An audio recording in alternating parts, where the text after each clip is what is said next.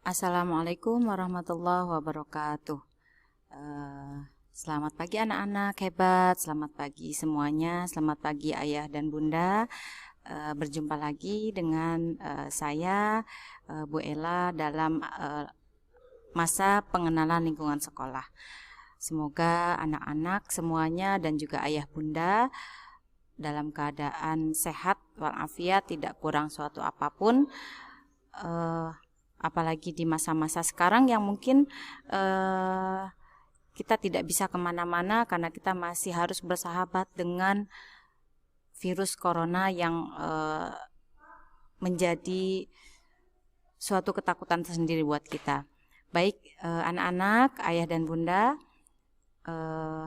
pada kesempatan kali ini saya akan memberikan penjelasan tentang apa itu vandalisme. Nah, jadi salah satu materi yang ingin kami jelaskan dalam masa pengenalan lingkungan sekolah ini adalah tentang betapa pentingnya kita menghindari atau mengingatkan anak-anak untuk tidak melakukan aksi vandalisme. Baik, karena kita di SD Idea Baru itu juga sangat tidak memperkenankan, sangat tidak mengizinkan adanya anak-anak yang melakukan aksi vandalisme. Nah, sebelumnya kita akan melihat dulu apa itu yang dimaksud dengan vandalisme.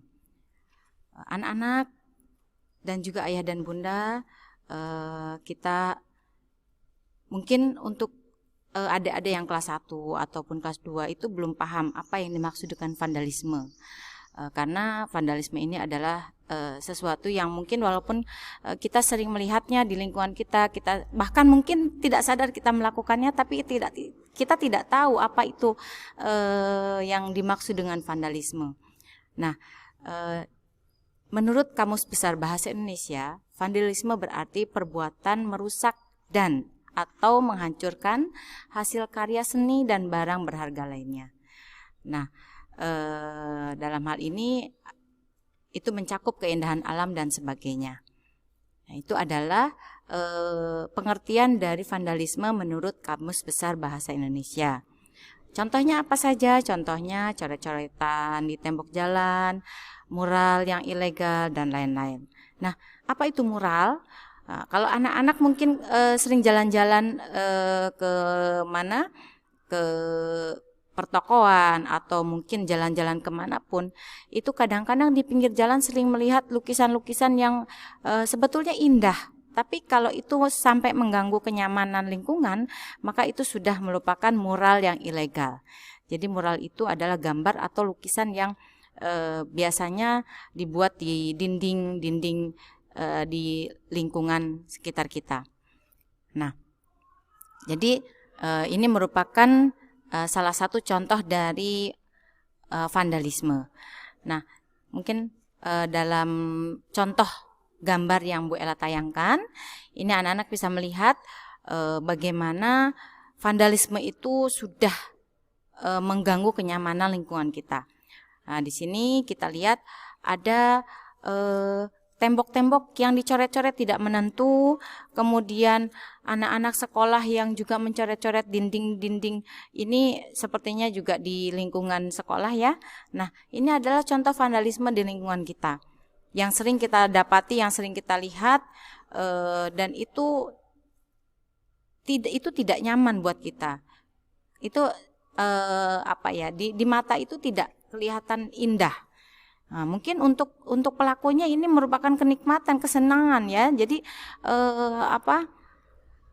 tidak sadar kalau apa yang sudah dilakukannya itu adalah sebuah tindakan yang tidak menyenangkan. Itu. Nah, sekarang anak-anak dan juga ayah dan bunda mungkin kita bisa mempelajari dulu apa sebetulnya yang menyebabkan vandalisme. Nah, vandalisme itu terjadi karena adanya dorongan dari lingkungan sekitar yang itu menjadikan siswa atau seorang anak ingin melakukan vandalisme. Jadi adanya lingkungan itu maksudnya di sini ketika dia melakukan sebuah aksi, misalnya mencoret-coret dinding atau mencoret-coret meja di rumah atau di sekolah. Kemudian ayah, ibu dan juga orang-orang di sekitarnya itu tidak menegurnya, mendiamkan apa yang dilakukan oleh anak tersebut. Nah, hal tersebut itu menyebabkan si anak merasa bahwa apa yang dilakukan itu tidak menjadi sebuah masalah. Nah, artinya ada penerimaan sosial dari lingkungannya. Nah, itu adalah salah satu faktor yang mendorong mengapa terjadi vandalisme. Jadi adanya penerimaan sosial dari lingkungannya. Nah, jadi dalam hal ini kita bisa mulai memikirkan bahwa ketika ada seorang anak yang mulai suka mencoret-coret dinding, suka mencoret-coret meja, mencoret-coret kursi, bahkan mencoret-coret batu yang ada di taman, mungkin kita sebagai orang tua atau sebagai orang yang sudah tahu bahwa itu adalah sesuatu yang tidak baik, kita bisa menegurnya. Karena itu langkah awal dari bagaimana cara mencegah vandalisme. Kemudian kita lihat apa sebetulnya yang menjadi pemicu dari vandalisme yang dilakukan oleh seorang anak. Pemicunya adalah adanya eksistensi siswa yang ingin diakui oleh lingkungan sekitarnya. Maksudnya apa eksistensi siswa? Nah, jadi seorang anak, apalagi anak-anak yang mungkin kalau sekarang disebut ABG, anak baru gede, di masa-masa pubertas, di masa-masa anak-anak itu sedang senang-senangnya mencari jati diri, senang-senangnya ingin diakui oleh lingkungannya. Nah, dia berusaha mencari perhatian dari lingkungan sekitarnya, ya terutama dari orang tua, terutama dari keluarga. Nah, dari adanya keinginan eksistensinya diakui, kemudian ketika tidak ada respon dari lingkungannya, misalnya orang tua sibuk, kakak-kakak sibuk, orang-orang yang ada di sekitarnya juga tidak peduli. Nah, kemudian si anak itu berusaha mencari perhatian dengan hal-hal yang itu tidak disadari, kemudian merusak lingkungan. Nah, jadi salah satu dari pemicu vandalisme adalah hal ini. Jadi eksistensi siswa atau keinginan seorang anak untuk diakui keberadaannya oleh lingkungan sekitarnya. Mungkin lingkungan yang paling kecil adalah keluarga. Nah, gitu. Jadi keluarga di sini terutama ayah, bunda, kakek, nenek, kakak, itu ketika adik misalnya sedang berusaha cari perhatian, mari kita memberikan perhatian agar anak tidak berusaha menyalurkan keinginannya ke hal-hal yang negatif. Jadi yang ditakutkan vandalisme ini kemudian nanti menjadi sesuatu yang malah lebih fatal akibatnya. Nah, sebetulnya ada nggak sih dampak yang ditimbulkan oleh aksi vandalisme? Nah, kalau misalnya aksi vandalisme ini merusak lingkungan, nah berarti itu adalah dampak buruk. Nah, dampak buruk itu biasanya sesuatu yang berusaha kita hindari. Jadi aksi vandalisme itu adalah sesuatu yang tidak baik karena dampaknya buruk. Jadi ketika apa yang kita lakukan itu sudah merusak lingkungan, maka itu harus kita hindari. Kemudian kalau anak-anak dan juga ayah dan bunda ingin mengetahui apakah perilaku vandalisme ini termasuk perilaku menyimpang. Nah, perilaku vandalisme sebenarnya sudah termasuk kejahatan ringan. Kenapa kok kejahatan ringan? Berarti kalau kejahatan ringan itu nanti ada hukumannya. Ada, itu nanti ada hukumannya, nanti bisa ditindak dengan hukum pidana. Ya walaupun mungkin sanksinya masih ringan, tetapi kalau kita biarkan ini bisa menjadi sesuatu yang besar. Nah, kenapa kok termasuk kejahatan ringan? Karena sifatnya yang merugikan pihak tertentu dan mengganggu kenyamanan umum. Jadi vandalisme ini sangat merugikan, maka bisa dikategorikan, bisa dimasukkan ke dalam perilaku menyimpang, bahkan bisa dimasukkan ke dalam kejahatan ringan.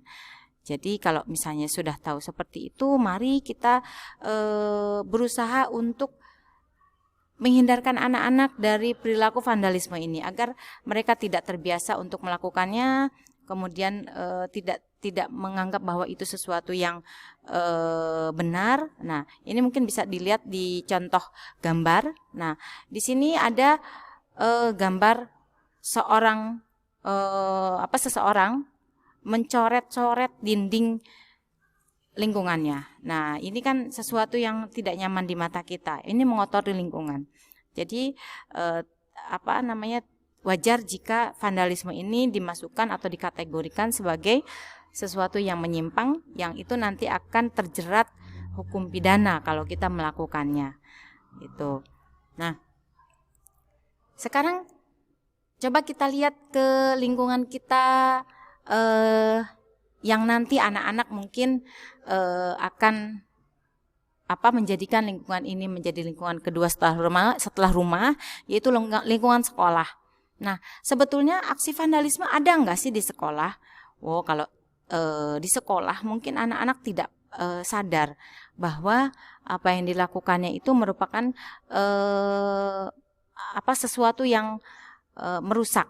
Nah, contohnya adalah mencoret-coret meja dan kursi. Nah, jadi kalau ada yang merasa selama ini mungkin kakak-kakak kelas 4, kelas 5, kelas 6 selama ini mungkin kan karena iseng, karena kalau istilah anak-anak itu gabut ya, tidak ada yang dikerjakan, bingung misalnya, kemudian mencoret-coret meja, menulis-nulis meja dengan tip X bahkan. Nah, itu merupakan salah satu contoh perilaku vandalisme. Nah, jadi kalau misalnya anak-anak sudah tahu bahwa vandalisme itu tidak boleh, bahkan sekedar mencoret-coret meja kita pun di kelas, kursi kita pun di kelas, itu tidak boleh. Karena apa? Karena itu langkah awal menuju ke perilaku yang lebih besar. Jadi yang selama ini mungkin sudah tidak sadar mencoret-coret meja, mencoret-coret kursi, mencoret-coret dinding kelas, ya, kamar mandi dan sebagainya. Mari kita hindari. Mari kita mulai menghentikan kebiasaan itu. Karena aksi ini atau perilaku ini adalah masuk kepada perilaku vandalisme, ya, dan itu merupakan sesuatu yang menyimpang, bahkan dimasukkan kepada kejahatan ringan. Untuk adik-adik yang kelas 1 yang nanti akan menjadi warga baru SD Idea Baru, mari adik-adik kita ingatkan kakak-kakak yang mungkin suka mencoret-coret di meja, di kursi, untuk tidak melakukannya, ya, karena itu sungguh merusak lingkungan kita, lingkungan sekolah, ya. Kemudian kalau tadi Bu Ella mengatakan bahwa ini termasuk kejahatan ringan dan bisa dijerat sanksi pidana, itu memang betul di dalam pasal 489 KUHP. Nah, ada hukuman atau sanksi bagi pelaku vandalisme. Apa sanksinya? Sanksinya memang tidak besar. Sanksinya membayar denda Rp225. Nah, tetapi kalau misalnya hal yang seperti itu kita diamkan, lama-lama akan menjadi kebiasaan. Nah, sanksi denda ini itu bisa diganti dengan kurungan. Kurungan itu artinya apa? Di penjara, ya, kan serem anak-anak kalau harus di penjara. Ya, 3 hari itu waktu yang lama loh. Harus terpisah dari orang tua, terpisah dari keluarga, ya, hanya karena iseng, hanya karena ketidaktahuan ketika kita melakukan sesuatu. Nah, jadi sekarang anak-anak sudah tahu bahwa vandalisme atau mencoret-coret yang itu tidak pada tempatnya itu bisa dikenai sanksi, bisa dikenai pidana. Itu ya, jangan main-main, ternyata ada hukumannya. Kalau ketahuan sama Pak Polisi bisa di penjara selama 3 hari atau didenda sebanyak Rp225. Walaupun dendanya tidak besar, tapi jangan coba-coba dilakukan ya anak-anak ya. Nah, kemudian kalau itu untuk umum, sanksi untuk umum, ya. Nah, sekarang mungkin anak-anak penasaran ya, ayah dan bunda juga mungkin penasaran di rumah. Apakah ada sanksi pelaku vandalisme di SD Idea Baru? Nah, karena ini adalah sesuatu yang Baik anak-anak, kita lanjutkan kembali. Jadi untuk aksi vandalisme di SD Idea Baru itu ada minimal sanksi. Nah, jadi ada minimal sanksi, ada maksimal sanksi. Maksudnya apa? Karena tadi sudah Bu Ella jelaskan di awal bahwa vandalisme ini sudah termasuk kejahatan ringan, maka kami di SD Idea Baru sangat tidak memperkenankan adanya aksi vandalisme di SD Idea Baru. Nah, apa saja sanksinya yang bisa kenakan kepada pelaku aksi vandalisme di SD Idea Baru? Bagi anak-anak yang misalnya mencoba-coba atau dengan sengaja mencoret-coret meja, mencoret-coret kursi, mencoret-coret dinding, itu nanti akan dikenai sanksi, yaitu membersihkan kembali fasilitas atau barang-barang yang dikotori tersebut. Nah, jadi harus sampai bersih biar nanti tidak terulang kembali aksi vandalisme tersebut. Ya, nah itu yang sanksi minimalnya. Nah, kemudian sanksi maksimalnya apa? Kalau misalnya tidak bisa diperbaiki, tidak bisa dibersihkan, tidak bisa dihapus, maka sanksi yang maksimalnya adalah mengganti kerusakan yang ditimbulkan akibat adanya aksi vandalisme tersebut. Jadi kalau misalnya tidak bisa dibersihkan, maka anak-anak harus bersiap-siap untuk mengganti properti atau mengganti fasilitas yang sudah kotor tersebut, ya. Jadi silahkan kita coba untuk menghindari atau tidak melakukan sama sekali aksi vandalisme di sekolah kita tercinta, biar sekolah kita terjaga kebersihannya, terjaga kenyamanannya, ya. Karena menciptakan kenyamanan itu adalah kewajiban kita semua sebagai siswa SD Idea Baru. Itu saja dari Bu Ella. Mungkin ini bisa menjadi sebuah wawasan untuk anak-anak, bisa menjadi sebuah pengalaman yang tentunya besok ketika anak-anak sudah masuk kembali, pandemi sudah lewat, mudah-mudahan pandemi bisa berlalu secepatnya, pandemi bisa selesai secepatnya, kita bisa bertatap muka kembali di sekolah dalam keadaan nyaman, dalam keadaan tidak was-was lagi, dan anak-anak bisa kembali sekolah. Nah, kita siap untuk mengatakan tidak pada vandalisme, ya. Jadi SD Idea Baru anti vandalisme. SD Idea Baru sangat menginginkan anak-anak semuanya bisa berbudi pekerti yang baik dan bisa menjaga kenyamanan dan ketertiban di sekolah kita tercinta. Baik anak-anak, sekali lagi katakan tidak pada vandalisme. SD Idea Baru anti vandalisme. Mari kita jaga agar semuanya nyaman dan kita merasa lebih nyaman untuk belajar. Baik anak-anak, semoga anak-anak dan ayah bunda semua selalu sehat, diberikan kesehatan oleh Allah, dan kita bisa kembali bertatap muka ketika keadaan sudah kembali seperti biasa. Mari kita banyak berdoa, menjaga protokol kesehatan agar kita semuanya dijauhkan dari wabah corona ini. Baik, terima kasih. Itu saya dari Bu Ella. Mohon maaf jika ada kekurangan. Sampai jumpa nanti di lain kesempatan. Terima kasih. Assalamualaikum warahmatullahi wabarakatuh.